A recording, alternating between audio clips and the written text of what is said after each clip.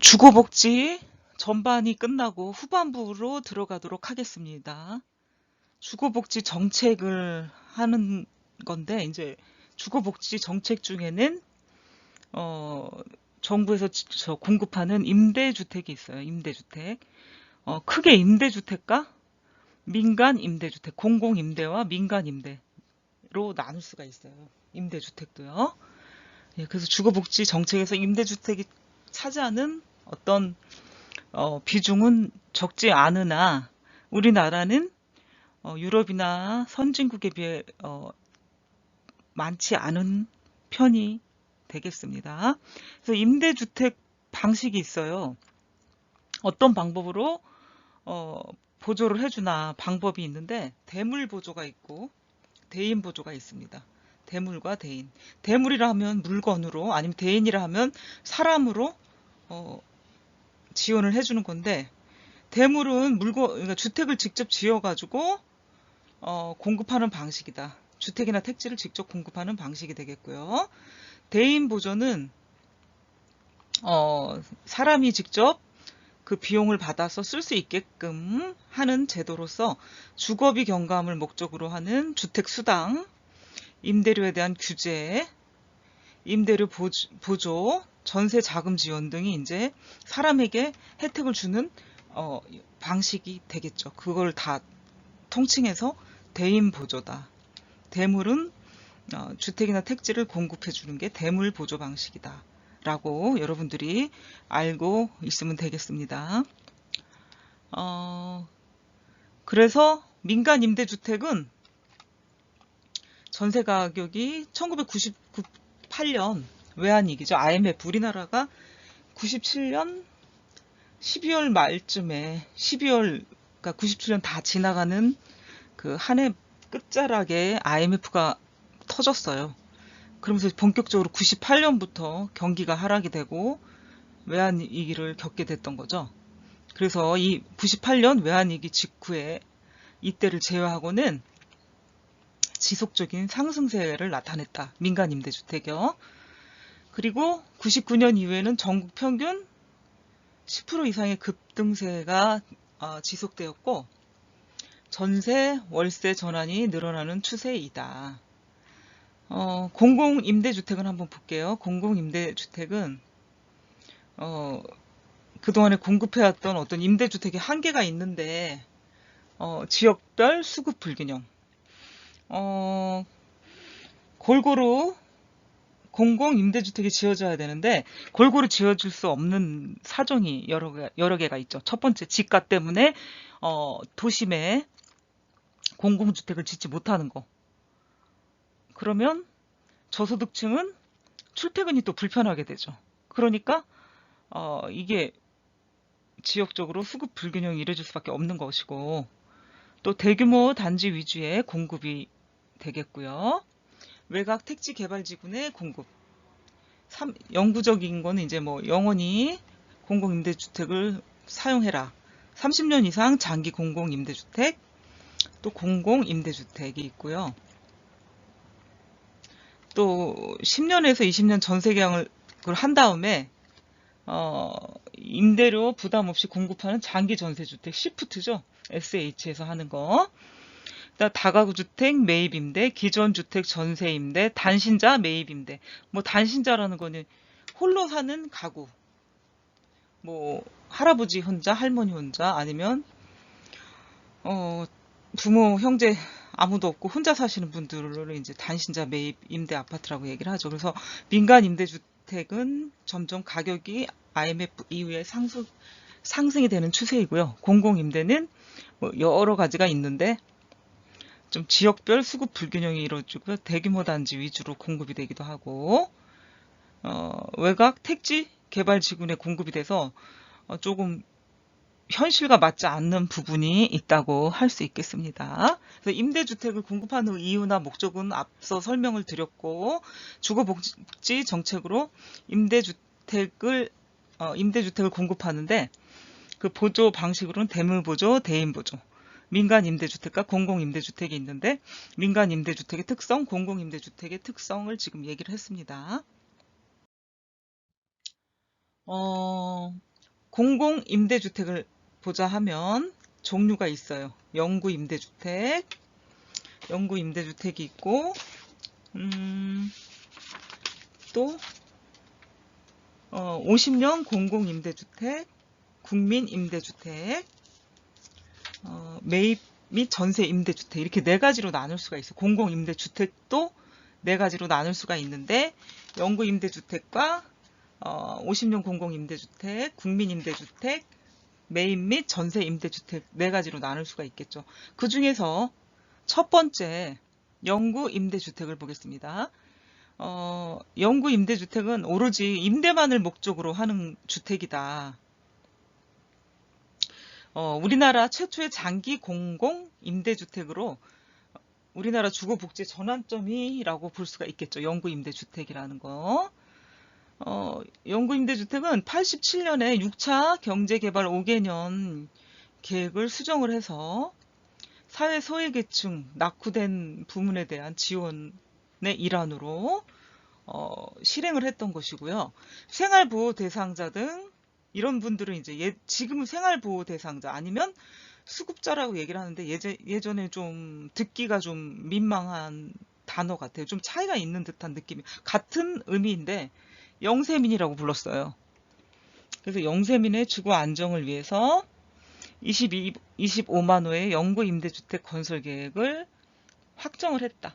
지은 게 아니고 건설 계획을 확정 지었다. 87년도 제6차 경제개발 5개년 계획을 수립을 해 놓은 걸 수정을 해서 25만 호의 영구 임대주택을 짓자고 결정을 한 거죠.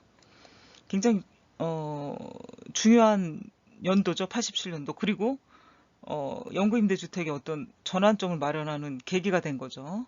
이때부터. 제7차 경제개발 5개년 계획 수립 과정에서 또한 19만 호로 축소 조정됐고요. 25만 호에서 19만 호, 6만 호가 줄었죠.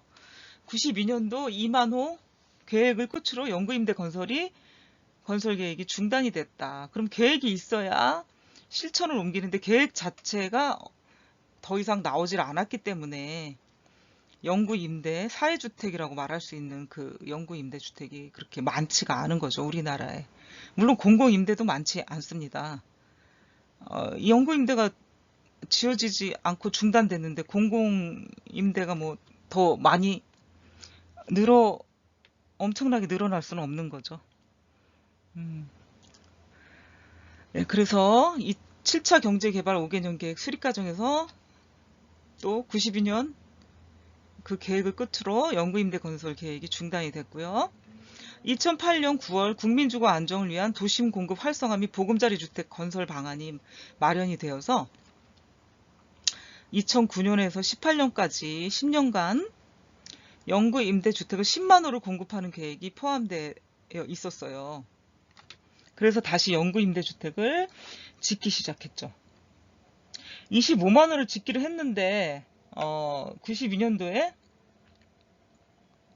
19만 호로 축소를 했어. 그럼 6만이 줄은 데다가 92년도에 2만 호 정도만 짓고 건설을 중단을 했거든요. 그럼 6만에다가 2만을 뺀다 해도 4만이에요. 4만인데 10만으로 더 공급을 해도 6만밖에 늘어나지 않았다. 2009년에서 18년도 사이에도 10년간 원래 계획보다 6만 호가 더 늘어난 것밖에 안 되는 거죠. 그러니까 뭐 수급 조절, 영구 임대도 마찬가지죠. 수급 조절을 위해서 계획을 세워서 보급을 하게 되긴 하는데 우리나라는 좀 많이 부족한 게 현실입니다. 영구 임대주택이. 그래서 2018년까지 10만 호 공급 계획이 포함되어 있어서 건설을 계속 하고 있죠. 2018년까지 끝냈다고 볼 수.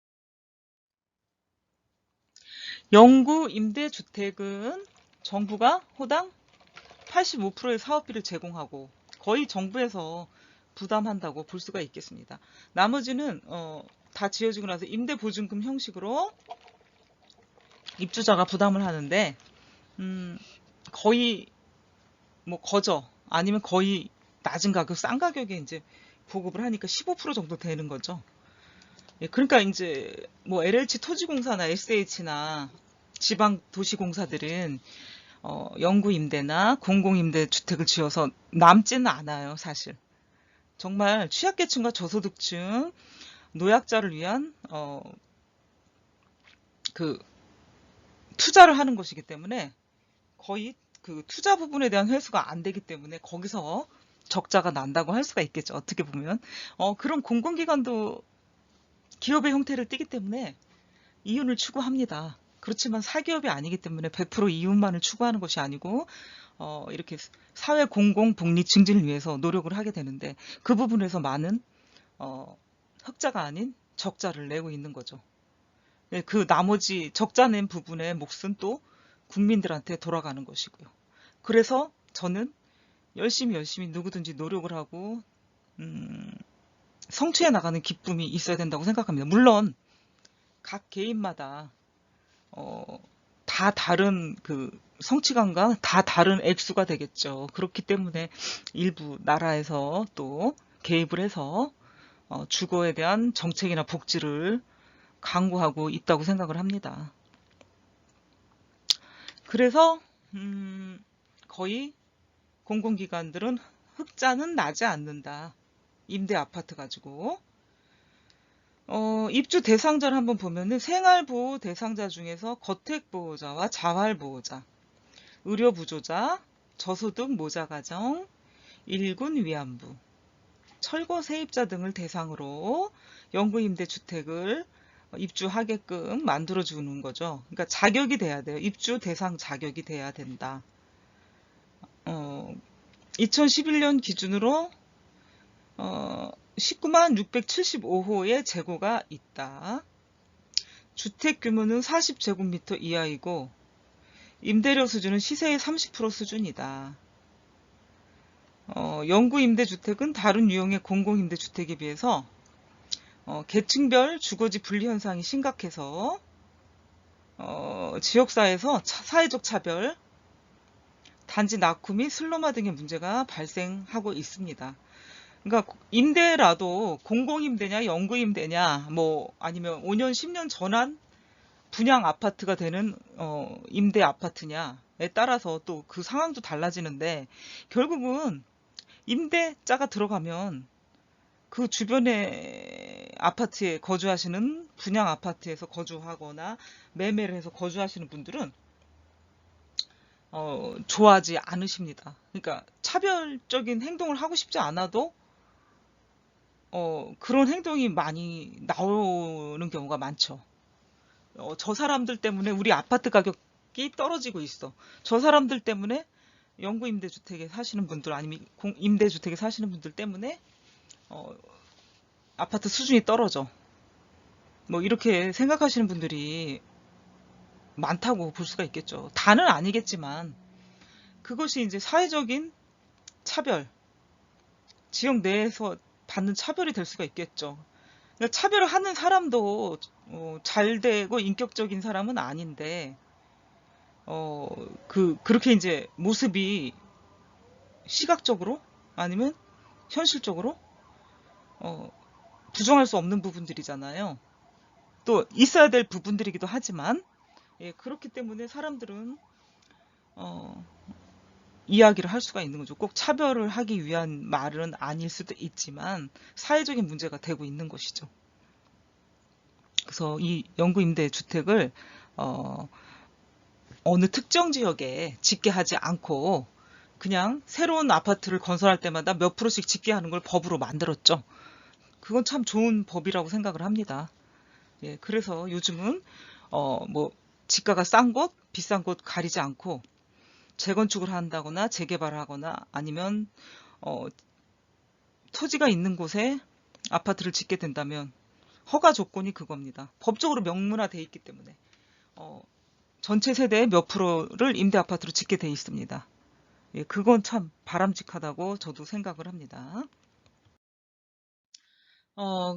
두 번째, 50년 공공임대주택을 볼게요. 92년에 제7차 경제개발계획이 수립이 되면서 영구임대주택 건설 대신에 임대기간이 50년과 5년으로 구분되는 공공임대주택 5만 호 건설 계획이 수립이 됩니다.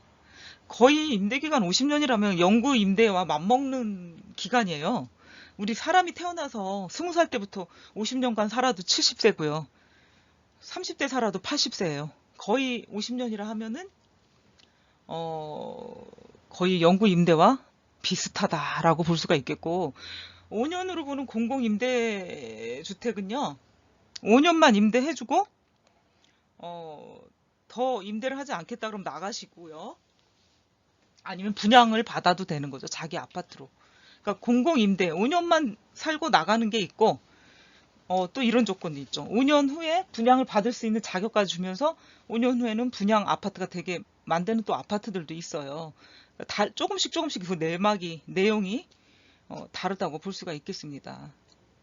그래서 5년 동안 싼 저렴한 월세를 내면서 거주하고 5년간 뭔가 일을 해서 돈을 모아서 분양을 받아라 하는 개념이긴 한데, 사실 저는 그렇습니다.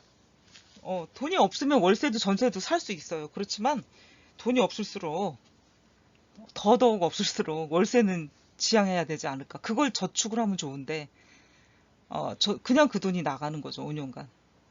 그러니까 전세 어떤 방법을 강구를 해야 된다고 저는 개인적으로 그렇게 생각을 해요. 각자 생각이 다르고, 전세가 너무 오르고 비싸기 때문에 월세로 갈 수밖에 없는 그런 상황이 또 요즘 많이 발생이 됐기 때문에 뭐가 옳다 그르다 얘기는 못하고 제 개인적인 견해를 얘기를 한 거죠. 예, 그래서 5년과 50년으로 공공임대주택을 구분을 하고요. 50년 공공임대주택의 입주 대상은 청약저축 가입자다, 원칙은요. 그리고 주택 공급에 관한 규칙에 정해진 순위별 기준이 적용이 되는데, 청약저축 가입자로서 순위별 기준이 적용돼서 여기 입주자의 자격이 얻는 것이죠. 그리고 이거하고는 또 별도로 철거 세입자, 거의 영구 임대주택과 비슷한 50년 공공 임대이기 때문에 이런 분들을 또 이쪽에도 입주 자격을 줄 수가 있는 거죠. 충분히. 영구 임대가 부족하거나 뭐 이렇다면. 그래서 여기 별도로 철거 세입자, 보훈 대상자 등에게도 특별 공급이 가능하다. 예, 그렇게 해 드려야 되겠죠. 재정은 정부가 50%, 국민주택기금이 20%, 사업자가 10%를 부담하고요. 나머지 20%는 입주자 임대보증금으로 이제 충당을 하게 됩니다. 그리고 1994년 이후에 재정 지원이 중단이 됐어요.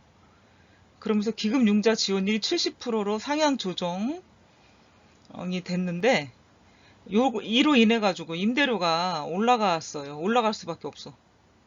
기금융자 지원율이 70%로 조정되면서 임대료 상승이 됐다. 그리고 임대료는 보통 영구 임대주택에 비해서 2배 정도 높은 편이다. 50년을 살면서 영구 임대주택에 비해서 약간 2배 정도 높게 내는 거죠. 예. 뭐 만약에 철거 세입자나 보훈 대상자의 자격이 없다면 일반적으로 청약저축을 가입을 해가지고 순위별로 순차적으로 들어가게 되기 때문에 어느 정도 감당해라. 월세를. 임대료가 월세예요, 결국은. 그 월세 플러스 관리비가 이제 임대료가 되겠죠.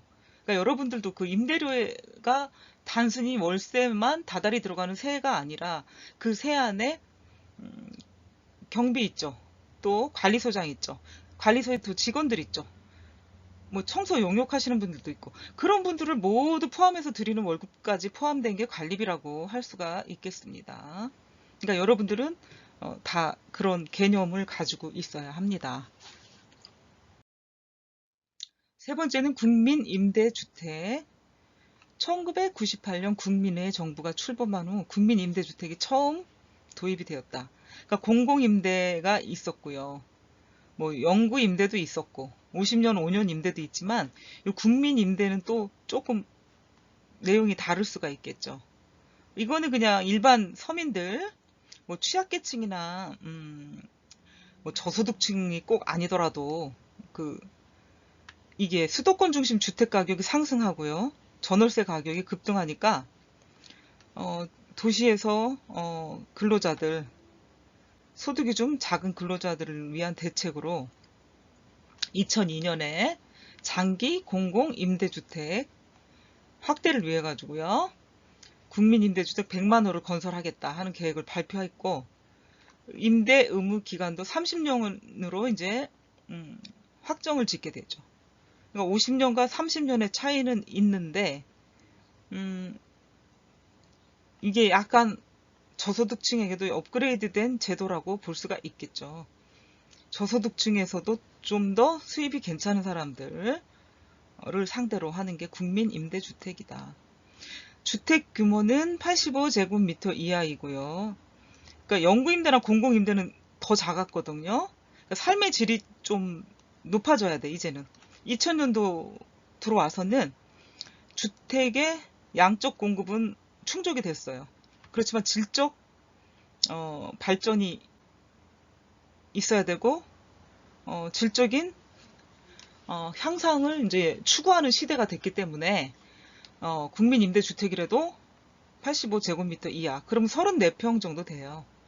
실제 우리가 분양평수는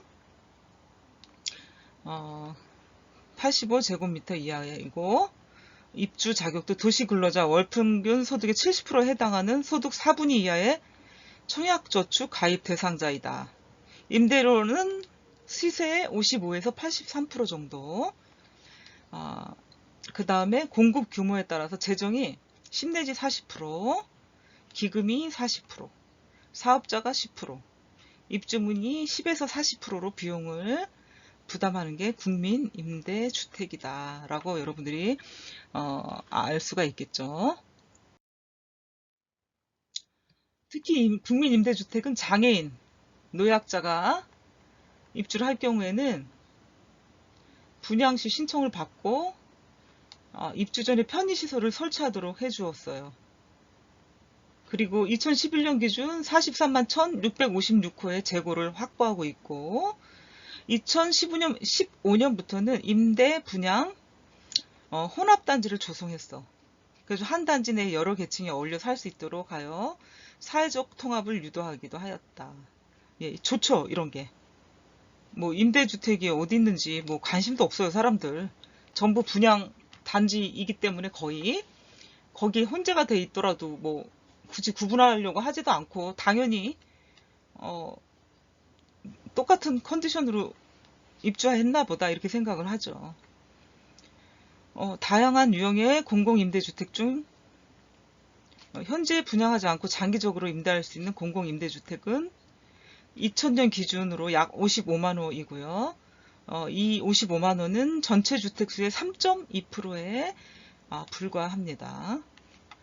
이처럼 공공임대주택 재고량이 충분하지 않기 때문에 주거 빈곤 가구들은 주거 환경이 열악하고요. 최저 주거 기준에 미달하는 그 어떤 지하 주거, 비닐하우스, 쪽방, 여관이나 연숙 등과 같은 불량 주거에서 불편을 감수하면서 살아가거나 민간 임대주택에서 소득에 비해 과도한 주거비를 부담하면서 생활을 합니다.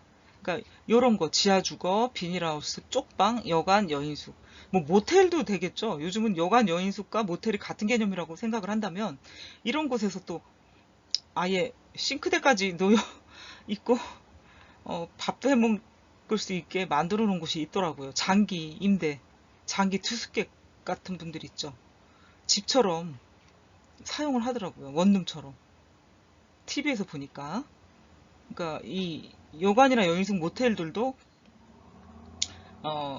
일반적인 손님을 받기에는 수입의 한계가 생기기 때문에 이제 장기 투숙자를 또 받아들이고 있는 것 같습니다. 그래서 국민임대주택은 이런 그 내용들을 가지고 임대를 해주고 있고요. 국민임대주택은 기존 건설공급 중심의 공공임대주택이 어떤 한계점이 있는데 첫 번째, 두 번째, 세 번째예요. 첫 번째 지역별 수급 불균형 문제다. 앞서 얘기한 건데요. 원래 그 임대주택이라는 건 저소득층을 대상으로 하는 건데 어, 그래서 이제 일자리가 많은 도심 아니면 적어도 부도심 내에 건설하는 것이 바람직한데 가용 택지가 부족을 해요. 땅값이 너무 비싸요.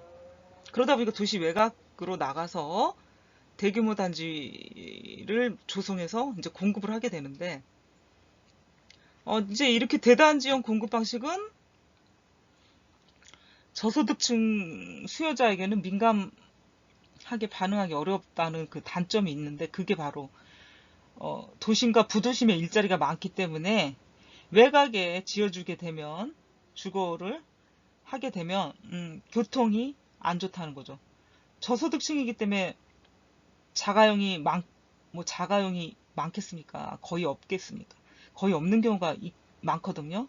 그러다 보면 대중교통을 이용해야 돼요. 버스나 지하철, 뭐 택시 같은 걸 이용해야 되는데 이렇게 외곽에 나가다 보면 교통이 좋지가 않고요. 오히려 교통비가 더 많이 들고 출퇴근 시간이 길어지기 때문에 어, 그 외곽에 지어졌던 임대 아파트는 결국 공실로 남게 되는 경우가 많게 되죠. 이게 지역별 수급 불균형 문제가 되겠습니다. 결국은 일자리가 많은 도심이나 부도심에 국민 임대주택이나 공공임대, 뭐 폭넓게 얘기해서 공공임대주택이죠. 공공임대주택을 도심에 지어서 저소득층들에게 도움을 줄 수 있는 방법이 이제 그런 것들이라는 거죠. 근데 사실 현실적으로 힘들다는 거죠. 예, 그래서 좀 모순된 점이 없지 않아 많다라는 거를 한계점이라고 볼 수가 있겠죠. 그래서 대규모 단지에 이제 건설을 하게 되다 보니까 그곳은 저소득층이나 못 사는 사람이 모여서 사는 곳 이렇게 돼버리죠. 그래서 주택관리 소홀이 되고 시설물 파손행위 발생이 되면서 단지 전체가 이제 슬럼화가 될 때는 그 슬럼화가 더 가속화된다는 거. 예, 그렇기 때문에 자격지심 유발이 또 될 수도 있고요. 뭐 물론 돈이 전부가 아니기 때문에 그곳에서도 행복하고 떳떳하게 충분히 살 수가 있지만 모든 사람은 똑같은 생각을 가지고 살지 않기 때문에 각각의 상황과 환경에 따라 또 그 상황을 다르게 해석할 수가 있습니다. 네, 긍정과 부정의 차이인데 그거는 이제 각 개인의 어떤 사고의 문제이기 때문에 어, 조금 이제 다른 문제이긴 한데 약간 사회적으로 보는 눈이 저곳은 저런 사람들이 모여 사는 곳 이렇게 또 얘기하다 보면 없던 뭐 화를 자초할 수도 있는 거죠. 그곳에 사는 분들에게는 예, 그런 문제가 있다. 두 번째는 세 번째는 여기 외곽 택지 개발 지구의 공급이 되기 때문에 수도권이나 광역시 등 대도시 내에서 대규모 택지 확보가 불가능해요. 그래서 도시 외곽 택지 개발 지구를 공공임대주택 건설지역으로 활용하고 있는데 결국 1번, 2번, 3번이 어떻게 보면 다 관련 있고 연관이 되는 내용이라 1번에 함축이 돼 있다라고 볼 수가 있겠습니다. 1번, 2번, 3번 이렇게 나열을 해놨지만 2번도 그렇고 3번도 그렇고 제가 지금 여러분께 설명드린 내용들이 1번에 다 함축이 돼 있다라고 볼 수가 있겠습니다. 한계점이. 그래서 공공임대주택 중에 국민임대주택의 어떤 한계점. 뭐 결국 국민임대주택뿐만 아니라 공공임대주택 전체를 아울러 이런 한계점이 있다고 볼 수가 있겠습니다. 다음 매입 임대 및 전세 임대를 보도록 하겠습니다. 매입 임대 제도는 수도권과 대도시에서 임대주택을 효과적으로 공급할 수 있는 새로운 방식인데요. 기존의 소규모 민간주택을 공공이 매입을 해가지고 민간 국민들에게 임대를 해주는 것인데 뭐 단독이나 다세대 다가구를 LH토지공사나 SH나 지방공사가 매입을 해서 그 지역에 사시는 분들에게 임대를 해주는 것에 되겠습니다. 그런데 여기까지는 좋아요. 기존의 소규모 민간주택을 매입을 해서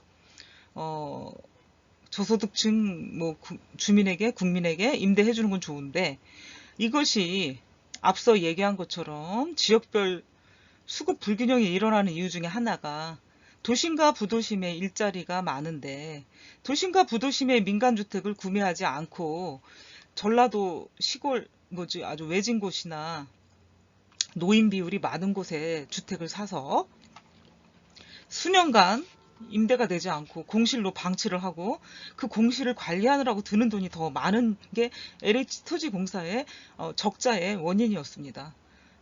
수년 전에 LH토지공사가 적자가 났다고 9시 뉴스에 보도가 된 적이 있습니다. 그건 바로 이 원인 때문에 그랬던 거죠. 근데 이것 때문에 그랬다는 이유는 발표를 하질 않고 단지 LH토지공사 운영상 적자가 났다는 거 금액만 발표를 했는데 LH토지공사에서 이건 실수한 부분이 되겠죠. 국민의 세금을 가지고 민간주택을 매입을 해요. 매입을 하는 것까지는 좋은데 이것이 잘 나갈 지역의 주택인지 아닌지를 판단할 수 있는 연구원들이 충분히 있는데도 불구하고 그렇지 못한 지역에 주택을 매입을 합니다. 매입을 해서 수년간 공실이 돼서 임대료 받지 못하고 공실을 또 관리해 주느라고 관리비가 많이 들고 뭐 이거야말로 슬럼화가 되는 거죠. 팔지도 못하고요. 그래서 그 국민의 돈을 그렇게 효율적으로 쓰지를 못했던 거죠. 그 부분이 저는 이제 좀 화가 나는 부분이 되었던 것이고요. 이렇게 이제 새로운 방식으로 하는데 일자리가 많은 젊은이들이 많은 수요가 많은 도심이나 부도심에 공공 임대를 해주려는 목적으로 민간주택을 매입하는 것이 당연한 것인데도 불구하고 왜 지방에다 일자리가 없는 곳에다 샀는지 아직도 좀 아이러니한 부분이 있습니다. 택지가 부족한 관계로 이제 임대주택을 확보하기 위해서 샀을 수도 있지만 기존의 공공임대주택 공급 방식을 다양화한다는 게 이제 이 매입 임대주택이에요. 도심의 저소득층의 선호에 부응해서 대도시 내부의 영구임대주택 임대료 수준의 저렴한 임대료로 입주를 할 수 있게 하는 게 임대주택을 확보하는 목적인데 이게 더 활성화되고 제대로 시행이 잘 됐다면 아주 좋은 제도라고 생각을 합니다. 그래서 이제 매입 임대보다는 이제는 점점 이제 이런 거를 어떤 폐단을 개선하기 위해서 바우처 제도가 또 생겼죠. 바우처 제도는 기존에 내가 살던 지역 그러면 뭐 어디가 됐든 내 일터가 있는 곳이 되겠잖아요. 일터하고 뭐 멀어야 1시간 이내 통근거리 뭐 1시간 정도의 통근거리가 되는 곳에 거주를 하다 보면은 내가 더 집을 옮길 때 크게 확장을 해서 가거나 아니면 뭐 직장 때문에 이동을 하더라도 그 바우처는 내가 그냥 어디든 가서 사용할 수가 있기 때문에 편리하다. 예, 굉장히 그게 좋은 제도라고 생각을 합니다. 이런 폐단 때문에 안 된다는 거죠. 예, 그래서 좋은 제도를 도입했다고 생각해요. 바우처 제도. 소형 분양주택을 한번 보도록 하겠습니다. 주택 규모가 작더라도 주택 구입 능력이 있는 사람을 대상으로 한 것이니까 시장 참여가 가능한 계층을 위한 주택이다라고 볼 수가 있겠고요. 상대층별 비중 추이를 보겠습니다. 상류층, 중간층, 중하층, 빈곤층이 있는데 94년에서 2001년도에 이제 비중 추이를 나타낸 것인데 상류층은 94년도에는 21%, 2001년도에는 22.7%가 됐고요. 중간층은 94년에 55%였는데 2001년도에는 50.5%, 중하층은 15.2%에서 14.7%, 빈곤층은 8.8%에서 12% 이렇게 상대층별 비중 추이를 볼 수가 있어요. 여기 주가 나오죠. 소득분포 중간값을 기준으로 소득이 150% 이상 해당 계층은 상류층, 50% 이하 해당 계층은 빈곤층, 70에서 150% 및 50에서 70% 해당 계층 각각 중간층과 중하위층으로 분류를 합니다. 2002년에 유경준 김대일의 어떤 연구 자료에서 뽑은 거죠. 상대층별 비중 추이가 이렇게 나타나고 있어요. 주택 규모가 작더라도 주택 구입 능력 있는 사람을 대상으로 한 것입니다.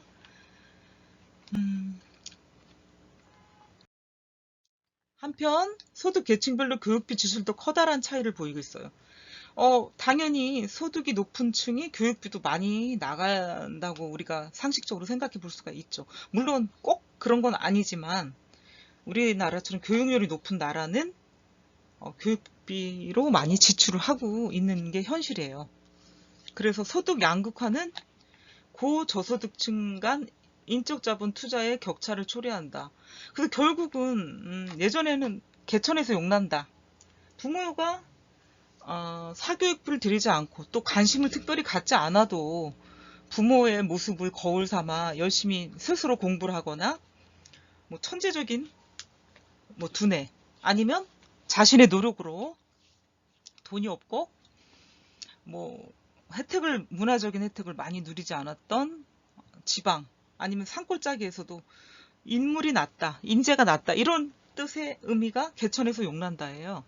그렇지만 현재는 요즘 사회는 개천에서 용나기 힘들다라는 걸로 바뀌었어요. 그러니까 부모의 지원, 또 내가 살고 있는 환경적인 것이 뒷받침이 되지 않으면 개천에서 용 나지 못합니다. 그러니까 환경이 용을 만드는 거죠. 예, 그러다 보니까 그거는 소득과 관련돼 있다는 거고요. 그래서 고와 저소득층의 어떤 인적 자본의 차이가 생기는데 그거는 결국은 어떤 학력의 차이가 또 되겠죠. 부의 대물림, 학력의 대물림, 환경적인 것도 대물림 될 수가 있는 게 좀 요즘 현실의 상황이라고 볼 수가 있겠죠. 100% 그런 건 아니겠지만 대부분이 이제 그렇게 흘러간다 하는 거를 여러분도 알 수가 있을 것입니다. 그래서 소득 상위 10%와 소득 최하위 10%. 그래서 얼마의 차이가 나나 교육비를 봤더니 2000년도 기준을 봤어요. 484만원, 여긴 81만원. 그래서 6배 차이가 나고요. 사교육비는 299만원, 33만원. 그러니까 9배 차이가 나죠. 그러니까 사교육비 차이가 더 많이 나고 연간 교육 지출액 중에서 10%가 차지하는 거와 하위 10% 차이. 그러니까 6배, 9배. 이렇게 차이가 나는 걸 볼 수가 있겠습니다. 조금 씁쓸한 그 통계 자료라고 할 수가 있는데 우리나라는 특히나 인적 자원으로 세계적인 강국이 됐어요. 자원이 풍부하지도 않아요. 전기가 나는 것도 아니고 석유가 나는 것도 아니고 또 천연 자원이 석유라든가 뭐 천연 자원이 풍부하게 나질 않아요. 먹을 것도 마찬가지고요. 그나마 농사를 짓고 살았기 때문에 우리가 어떤 그 농사로 얻을 수 있는 수확물들이 많긴 하지만 돈이 되는 천연 자원들은 없어요. 네, 그러다 보니까 공부만이 살 길이다. 배워야 산다. 뭐 이런 거가 어른들한테는 많이 각인이 돼 있는 상태라고 볼 수가 있겠습니다. 네, 그러다 보니까 못 배워서 가난하고 못 배워서 서럽고 못 배워서 좋은 직업 못 갖고 예전에 어른들은 그런 생각을 많이 했기 때문에 자식들한테는 그렇게 되게 하면 안 되겠다 하는 생각들이 굉장히 강하게 있었죠. 예, 그래서 무엇보다도 교육비 또 교육에 대해서 강한 관념이 있었던 거죠. 그래서 자식들 교육을 철저하게 많이 시키려고 했던 할아버지 할머니 여러분 부모 세대예요. 그래서 우리나라가 이만큼 성장을 했던 부분이기도 합니다. 인적 자원이 풍부하기 때문에. 그 인적 자원은 많이 또 배우고 열심히 살았기 때문에 오늘날의 우리나라 모습이 만들어진 거라고 생각을 해요. 그래서 교육이라는 건 나쁘지 않은데 그리고 배우는 건 나쁘지 않은 건데 분명 좋은 거지만 점점 소득에 의해서 양극화되는 모습을 이제 볼 수 있다는 거, 뚜렷하게 나타나고 있다는 거를 요즘 현실에 와서는 누구나 이제 느낄 수 있는 부분이 되는 거죠. 예전에는 그렇게 소득과 관계없이 열심히만 하면 서울대도 가고 어떤 길이 찾아지고 모색이 됐어요. 지금도 물론 그렇습니다. 기본적인 거는 많이 변했다고 생각하지 않지만 경제적인 뒷받침이라는 그 차이가 많이 변하게 만들었다고 봅니다. 예, 좀 씁쓸한 부분이 되겠죠. 예, 여러분들도 한번 자신의 모습 또 친구들의 상황을 한번 비교해 보면서 생각해 볼 수도 있겠죠. 비교라는 게 좋은 건 아니지만 자신만 혼자 얼마든지 생각의 바다에 빠질 수 있거든요. 예, 한번 생각해 보시면 답이 나올 거라 생각합니다. 주거비 지원이 있습니다. 주거복지 중에 주택 구입 및 전세자금 지원이 있는데 근로자 서민 주택 구입 자금이 있어요. 연소득 3천만 원 이하 무주택자가 주택 구입할 때는 집값 3분의 1 범위에서 최고 6천만 원까지 지원을 해주고요. 근로자 서민 전세자금은 국민주택기금에서 지원이 되고 한도는 보증금 70% 안에서 6천만 원까지 대출이 되고 대상자는 연소득 3천만 원 미만인 무주택 세대주 근로자가 돼요. 세 번째는 영세민 전세자금 지원. 영세민 전세 자금 융자 지침에 의거해가지고요. 영세민의 주생활 안정을 위해서 1990년도부터 도시 영세 세입자에 대해서 국민주택기금에서 전세자금을 저리로 융자하고 지원을 해주기 시작을 했습니다. 그러니까 이런 제도들이 있기 때문에 제도나 법을 잘 모르면 활용을 못하고 또 활용 못하는 것까지는 좋은데 이런 법적인 걸 잘 몰라서 손해를 보거나 당하는 경우가 많이 생기죠. 그래서 모르면 또 손해를 보는 경우가 많이 생기기 때문에 항상 돈과 관계없이 부지런하고 많이 알고 계속 공부해야 되는 게 많습니다. 정책이나 제도 같은 것도 그렇고요. 실생활에서도요. 그래서 여러분들이 끊임없이 죽을 때까지 공부해야 된다는 게 바로 내 실생활과 연관이 된 부분들이 많고 모르면 손해볼 일이 많기 때문에 그렇다고 저도 생각을 합니다. 주거급여를 보겠습니다. 주거급여는 92년에 제정된 국민기초생활보장법에 근거해 가지고요. 기초생활수급자에게 직접 매월 지급되는 일종의 주거비 보조제도이다. 주거 안정이 필요한 임차료, 수섬유지비 그런 명목으로 최저 생계비 중 최저 주거비를 분리하는 것이 되겠고요. 생계급여와 같은 방식으로 지급을 합니다. 근데 이제 현실적으로 이 주거급여는 주거비에 대한 지출로 사용처가 한정이 되지 않으므로 해당 가구나 뭐 실제 주거급여라는 인식이 거의 없어서 주거비 부담 해소를 위한 효과적인 방법이 되지는 못하고 있습니다. 주거급여는 뭐야? 일단 주거에 들어가는 비용을 쓰라고 해서 지급을 했지만 별로 그거 확인할 길이 없고 한정되지는 않았다는 거지. 사용처를 이렇게 딱 정해준 건 아니기 때문에 주거비 부담 해소를 위해서 효과적인 방법이 못 된다 하고 지금 얘기를 하고 있고요. 주거급여는 가구의 구성원에 따라 책정이 돼요. 뭐 1인 가구, 2인, 3인, 4인 뭐 이렇게 해서 1인 가구일 때는 얼마, 2인 가구일 때는 얼마, 3인 가구일 때는 얼마, 4인 가구일 때는 얼마 해가지고 구성원에 따라서 책정이 된다 하는 것을 알 수 있습니다. 그리고 노인주택이 있어요. 우리나라 총인구가 있는데 그 총인구에서 2006년 말에 통계가 482만 4,829만 7천 명이래요. 우리나라 총인구가 2006년 말에는 4,829만 7천 명인데 그러니까 거의 5천만이 됐죠. 2006년에 4,800이면은 2020년도면 지금 14년이 흘렀기 때문에 5천만이나 5천이 조금 넘었을 거라 생각을 해요. 5천 그 사이에서 근접을 한다. 그 중에서 65세 이상 노인 인구는 460만 명으로 전체 인구의 9.5%다. 2006년도에 9.5%였으면 2020년도는 더 늘어났겠죠. 베이비붐 세대가 우리나라 경제 발전의 주역이고 인구의 포지션을 많이 차지하고 있는데 그분들이 지금 노인 세대로 가고 있어요. 65세가 되신 분도 있고 60세가 되신 분들도 있는데 점점점 그러면 그 넓은 포지션을 차지했던 분들이 노인이 돼가기 때문에 65세 이상 노인 인구는 5년, 10년 안에 기하급수적으로 늘어날 수 있다고 볼 수가 있겠습니다. 이런 추세가 계속되면 2020년에 고령사회에 근접할 것으로 추정이 되고요. 2020년 올해죠. 2030년이면 20%가 넘게 되어서 초고령 사회로 들어갈 것으로 예상을 합니다. 그러니까 5년이나 10년 사이에 이렇게 될 거다. 그러면 2030년이 뭐 10년 정도 남았는데 초고령 사회는 거의 그럼 노인 인구가 많은 숫자를 차지하고 있다는 거잖아요. 20%면 엄청 많은 비율이죠. 그래서 이 노인들을 위한 어떤 시설도 있어야 되겠고 또 대책도 있어야 되겠고 뭐 이런 것들이 점점 이제는 임대주택의 개념보다는 노인에 관한 복지에 관한 것들 이런 것들이 더 앞으로는 마련돼야 될 시급한 상황이 온 것 같습니다. 그 노인복지시설 유형을 보면 양로시설, 양로원이죠.